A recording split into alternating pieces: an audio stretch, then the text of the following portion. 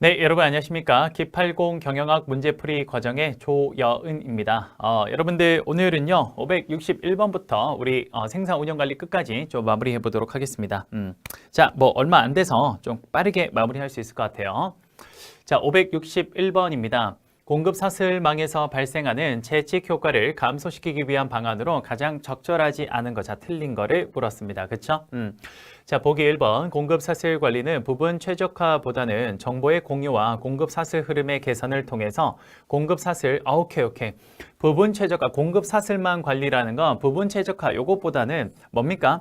전체 흐름을 파악하기 위해서 관리하는 거기 때문에 전체 효율성을 제고시키는 게 목적. 오케이. 지난번에 우리가 다른 시간에 어떤 문제에서 그런 이야기를 했죠. 부분 최적화가 되면 전체 최적화가 된다. 그게 아니라 전체를 좀 거시적으로 보고 관리하는 거다라고 이야기를 했습니다. 그렇죠? 그러니까 1번은 맞는 말이 되겠네요. 그렇죠? 2번. 공급 사슬상에서 수요 왜곡의 정도가 증폭되는 채찍 효과의 원인으로 중복 수요 예측, 그리고 일괄 주문 처리, 그렇죠. 많이 크게 주문하는 거, 제품의 가격 변동, 리드 타임이 굉장히 길어지는 거, 이런 것들이 전부 다 채찍 효과의 원인으로 볼 수 있겠네요. 맞네요. 그렇죠? 3번. 반응적 공급 사슬은 재화와 서비스가 다양하고 수요 예측이 어려운 환경에 적합하며 반응 시간을 줄이는데 초점을 두어 시장 수요에 신속하게 반응하고자 하는 것이다. 그렇죠. 반응적 공급 사슬에 대한 이야기라고 볼 수 있겠네요. 그렇죠? 자, 그 다음 4번 한번 봅시다. 공급 사슬 관리란 제품 생산에 필요한 자재를 필요한 시각에 필요한 수량만큼 조달하여 낭비적 요소를 근본적으로 제거한다. 여러분, 지금 보면 제품 생산에 필요한 자재를 필요한 시각에 필요한 수량만큼 이렇게 조달해서 뭡니까? 무재고, 낭비적 요소를 최소화하는 거. 이건 공급 사슬 관리, SCM이라고 보긴 그렇고 뭐에 가까워요? 지트 생산 시스템에 해당되겠죠. 그래서 정답은 4번이 틀렸고요. 5번 봅시다. 지트 시스템은 불필요한 재고를 최소화해서 생산성 향상을 도모한다. 오케이. 맞네요. 정답은 4번. 오케이. 자, 562번 한번 봅시다. 공급 사슬 관리에 관한 설명으로 가장 적절하지 않은 거, 자, 틀린 거 물었습니다. SCM 계속 나오네요. 한꺼번에 쭉 정리하면 되겠네요. 그렇죠? 자, 보겠습니다. 1번. 공급 사슬 참여자 간에 원활한 정보 공유가 이루어지지 않는 경우에는 공급 사슬에서 고객과의 거리가 멀어질수록 주문의 변동폭이 증가하는 오케이. 채찍 효과가 발생할 수 있다. 정확히 맞죠? 오케이. 3번. 하울리에 의하면 수요의 불확실성 정도뿐 아니라 공급의 불확실성 정도에 따라서도 공급 사슬 전략에 차이가 발생할 수 있다. 그렇죠? 지난번에 우리가 앞쪽에서 했던 문제 중에 이런 게 있었습니다. 수요의 불확실성이 높고 하지만 공급의 불확실성은 낮은 경우에, 그렇죠? 이런 경우에는 주문 생산 방식이 낮고 반면 수요의 불확실성이 낮고 공급의 불확실성이 높을 때는 안전 재고 확보를 해야 된다. 이런 거 기억나십니까? 오케이. 그 말인 거죠. 그렇죠? 그 다음에 3번. 재고 일수는 확보하고 있는 물량으로 공급이 가능한 기간을 의미하며 재고 일수가 짧을수록 재고 회전율은 높게 된다. 그렇네요. 재고 일수에 대한 정확한 개념과 재고 일수가 짧을수록 뭡니까? 재고 회전율이 높다라는 거. 그만큼 재고가 빨리빨리 소진된다라는 거죠. 오케이. 3번도 맞네요. 4번. 대량 고객화의 구현을 위해 제품의 모듈화 설계, 그 다음에 차별화 지연 등이 활용될 수 있다. 그렇죠. 고객화를 하면서 동시에 대량 생산을 하기 위한 방법 중에 대표적인 게 이 모듈화죠. 모듈화. 그렇죠. 한번 했었죠. 그때 MP. 그렇죠. 자, 그 다음에 5번에 공급 자재 재고 관리를 활용하며 구매자의 재고 유지 비용은 빈번한 발주와 리드 타임 증가로 인해서 상승하고 공급자의 수요 예측의 정확도는 낮아진다. 아니요. 공급자 재고 관리는요. 여러분 거기 봅시다. 공급자 재고 관리 방식이라는 건 유통업체가 제조업체에다가 판매, 재고 정보를 전자문서로 교환을 하는 겁니다. 그렇죠? 그러면 뭐예요? 유통업체가 제조업체한테 전자문서를 주게 되면요. 제조업체 입장에서는 뭡니까? 그렇죠. 정확한 어떤 그 재고나 혹은 수량을 알 수 있잖아요. 그렇죠. 그러니까 유통업체 입장에서는 어떻게 됩니까? 유통업체는 자신들이 재고를 관리해야 되는데 들어가는 여러 가지 시간과 인력과 비용 이런 것들을 전부 다 절감할 수 있고요. 그렇죠? 그 다음에 제조업체 입장에서는 과다 생산하거나 이런 것들을 낭비를 사전에 막을 수가 있습니다. 그렇죠? 적정 생산을 할 수 있겠죠. 그래서 이게 틀렸네요. 그렇죠? 정답은 몇 번입니까? 5번 되겠네요. 그렇죠? 자, 563번 들어가 보죠. 설비 배치의 유형 중 공정별 배치와 제품별 배치를 비교한 것으로 옳은 것은 오케이. 공정별 배치 이제 거의 끝나가니까 한번 정리해 봅시다. 공정별 배치 뭡니까? 다품종 소량 생산 체제에 많이 쓰이는 거고 제품별 배치는요 소품종 대량 생산 체제에 많이 쓰인다. 오케이. 자, 한번 볼게요. 1번.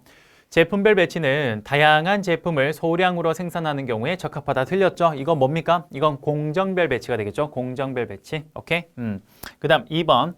공정별 배치는 제품별 배치에 비해 생산 속도가 빠르며 아니네요. 이 두 개가 뒤바뀌어야겠네요. 그렇죠? 3번. 특정 제품만을 생산하기 위한 전용 생산 라인은 오케이. 제품별 배치가 해당된다. 왜? 라인 하나에서 그 제품밖에 생산을 못하니까요. 그렇죠? 하지만 공정별 배치는 어떻게 공정을 우리가 이렇게 가냐 혹은 이렇게 가냐에 따라서 제품들이 다양하게 나올 수 있죠. 그러니까 3번이 맞는 말이 되겠네요. 4번 공정별 배치는 제품의 공정 순서에 따라 일자형의 형태를 취하는 것이 보통이다. 일자형은 뭡니까? 공정별 배치가 아니라 제품별 배치겠죠. 5번 제품별 배치는 숙련 작업자 그게 아니라 공정별 배치가 숙련 작업자가 필요하죠. 왜?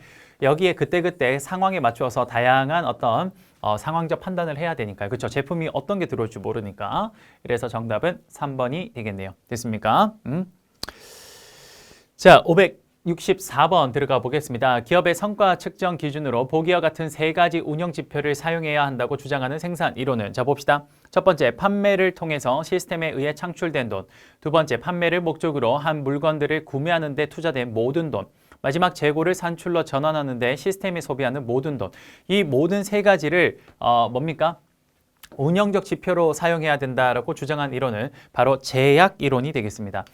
자, 여러분 제약 이론은 뭐냐면요.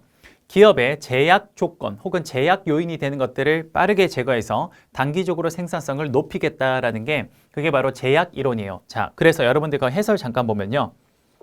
제약 이론이란 조직의 목표를 달성하는 데 제약이 되는 요인을 찾아내서 이걸 집중적으로 개선을 해서요. 그래서 어떻게 하자? 단기간에 가시적인 경영 성과를 나타내겠다. 그리고 장기적으로 지속 가능한 경영 개선을 통해서 기업 목표를 달성한다. 이런 것들이 제약 이론이라고 합니다. 자, 이 제약 이론은 운영 지표로 세 가지를 보는데 그 세 가지가 이거예요. 이 세 가지. 그래서 그 밑에 잘 적혀 있죠. 보시면 제약 이론에서는 위에서 하나, 둘, 셋, 넷, 다섯 번째 줄 가운데 보시면 제약 이론에서는 기업의 성과 측정 기준으로 판매를 통해서 시스템에 의해 창출된 돈, 판매를 목적으로 한 물건들을 구매하는 데 투자된 모든 돈, 재고를 산출로 전환하는 데 시스템이 소비하는 모든 돈, 이런 것들을 뭡니까? 운영적 지표로 활용을 한 거죠. 요 세 가지 요소, 세 가지 요소. 그래서 이게 제약 이론이 되겠습니다. 됐습니까? 564번 하나 정리하시고요. 그 다음에 565번 들어가 보겠습니다. 자, 이거 계산 문제인데 조금 어려워 보이긴 합니다만 아닙니다. 충분히 할 수 있어요. 한번 해볼게요. 자, A기업은 8월에는 제품 2,400개를 생산했으며 9월에는 2,000개를 생산했다. 오케이, 여기는 8월에 2,400개 생산했고요. 그 다음에 9월에 몇 개? 2,000개 생산했네요. 자, 이렇게 생산을 했는데 8월 한 달 동안 풀타임 직원 6명. 그러면 8월 한 달 동안 2,400개를 생산하기 위해서 직원들이 몇 시간 일을 했냐, 투입을 했냐면 이런 아웃풋을 만들기 위해서 얼마나 투입을 했냐 하면요. 자, 첫 번째, 풀타임 직원이 월 160시간씩 6명이래요. 그러면 몇 시간 일한 거예요? 그렇죠. 이렇게 보면 되겠네. 160시간 곱하기 6명이니까 960시간이 되겠네요. 그렇죠? 요거 하나. 그 다음 요 8월 한 달 동안 2,400개 만들기 위해서 960시간 플러스 파타임 직원도 썼네. 파타임 직원을 월에 100시간씩 몇 명? 4명 근무했대요. 그러면 100시간씩 4명이니까 400시간이 되겠네요. 맞죠? 그러면 8월 한 달에는 2,400개를 만들기 위해서 투입된 시간이 얼마냐? 자, 정리해 봅시다. 그러면 960시간 플러스 400시간이 되겠네요. 이렇게 볼 수 있겠네요. 그렇죠? 이렇게. 그러면 시간당 몇 개인지가 나오겠네요. 생산성이. 그렇죠? 두 번째. 자, 그 다음에 9월 한 달 동안, 여기까지 8월이고 9월 한 달 동안 풀타임 직원이 6명 똑같네요. 이 직원들은 동일하네요. 그러면 역시 160시간 월 곱하기 6명이니까 960시간은 동일하네요. 그렇죠? 그런데 파트타임 직원이 월 40시간씩 2명이래요. 그러면 플러스 40시간씩 요거 하나, 그 다음 40시간씩 2명이니까 80시간이 나오겠네. 그쵸? 요 두 개 더한 거네. 그쵸? 그러니까 2,000개 만드는 데에는 960시간의 인풋과 80시간의 인풋이 들어간 겁니다. 됐습니까? 그래요. 그래서 이거랑 이거를 각각 계산을 하면 됩니다. 해볼게요. 그러면 자 봅시다. 8월 시간당 생산량은 몇 개가 되냐면요. 계산을 해보니까 1.7647이 나와요. 1.7647 이렇게. 그 다음에 9월 시간당 생산량은 어떻게 되냐면요. 요거 2000개를 그렇죠. 960 플러스 80 그러니까 1040으로 나누면 얼마가 나오냐면 1.9230이 나와요. 1.9230 이렇게 나옵니다. 됐습니까?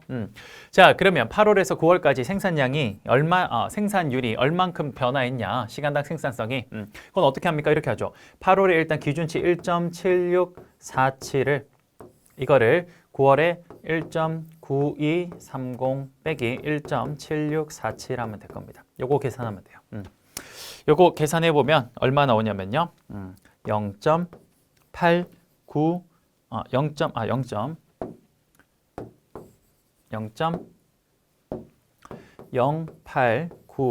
0.089 그 다음에 74 이렇게 나와요. 그러니까 이거 퍼센테이지로 하면 얼마가 나오는 겁니까? 8.97 정도 되겠네요. 그렇죠? 정답 몇 번? 정답은 3번이 되겠습니다. 어떻게 푸는지 아시겠죠? 문제 자체가 어려워 보이긴 합니다만 문제를 하나하나 뜯어보면 그렇게 어려운 문제는 아니었어요. 됐어요? 오케이. 자, 566번 한번 들어가 보겠습니다. 566번 생산 입지에 대한 설명으로 옳지 않은 거를 물었습니다. 옳지 않은 거. 자, 볼게요. 1번 원자재 부피가 크거나 무겁다면 원자재 가공 공정은 원자재 산지 근처에 두는 것이 유리하다. 그렇죠. 대표적인 게 뭡니까? 석탄 같은 거. 석탄, 철광석 이런 것들은 사실 원자재 생산되는 곳에서 거기 워낙 그 원자재가 부피가 크니까 그쪽에 그냥 바로 생산하자마자 이동하지 않고 거기서 공정을 만들죠. 그러니까 첫 번째 1번은 맞네요. 2번 지역별로 생활 수준, 취업률, 노동 인력의 숙련도 등이 다르기 때문에 임금 수준이 격차가 발생한다. 그렇죠. 그렇기 때문에 서울의 임금이 지방의 임금보다는 좀 높아요. 왜 그러냐? 그건 바로 여러분들이 흔히 생각할 때 서울의 임금이 더 높다 그러면 이러니까 서울 가지라고 생각하는데 그게 아니라 이걸 보상적 임금 격차라고 하는데요. 서울의 생활 수준이 지방보다 낮다라고 생각합니다. 왜? 가장 큰 이유가 바로 집값 때문에 그래요. 다른 데보다 집값이 너무 비싸니까 그러니까 조금 더 월급을 더 줘야 그래야 그 다른 데 뭐 원룸 할 걸 여기서도 원룸 할 수 있을 거 아니에요. 똑같은 돈을 주면 지방은 원룸인데 여기는 뭐예요? 그냥 고시원 살아야 될 수도 있는 거죠. 그렇죠? 그러니까 이제 그런 것들을 좀 차이를 평등하게 맞춰주기 위해서 그렇게 합니다. 그렇죠? 3번에 완제품의 수송 비용이 많이 드는 경우에는 완제품 조립 공장을 원산지 근처에 둔다. 아니죠. 이거 틀렸네요. 정답은 3번인데요. 여러분 완제품의 수송 비용이 많이 들어서 완제품을 어디에다 두냐면요. 고객들이 있는 시장 근처에다가 공장을 세워두는 대표적인 예가 뭐냐면요. 그게 음료 사업이에요. 음료 사업. 여러분 음료수는 사실 완제품이 그게 물이 들어가서 이제 뭐라 해야 되죠? 그 캔이 부피가 크잖아요. 그렇죠? 그러니까 그거를 이제 완제품이 만들어지면 부피가 엄청 크거든요. 그럼 그걸 이제 이동을 하려면 운송비가 너무 많이 들어요. 근데 그 원료 자체는 얼마 안 듭니다. 그렇죠? 그러니까 일단 원재료 상태에서 돈이 이동할 때는 돈이 얼마 안 드니까 그때는 일단 원산지에서 가지고 와서 그렇게 해서 시장 근처에 고객이 있는 시장 근처에다 공장을 지어서 거기서 바로 만드는 거예요. 여러분 의외로요. 우유 가공 공장이 어디 다 있는지 아세요? 서울 우유 같은 그런 우유 가공 공장이 의외로 서울 도심에 많습니다. 그래요. 그게 이런 이유 때문이에요. 오케이? 자, 그래서 정답은 3번이고요. 4번 유사 업체들이 이미 생산 설비를 가동하고 있다면 원자재 공급업체 확보가 용이하다. 그렇죠. 아무래도 그만큼 원자재가 지금 어디에서 많이 공급되는지를 알 수 있으니까요. 그렇죠? 5번의 음료 산업의 경우 시장 근처에 생산 입지를 두는 대표적인 산업이다. 제가 방금 이야기한 이거예요. 이게 이거죠. 그래서 정답은 3번이 되겠습니다.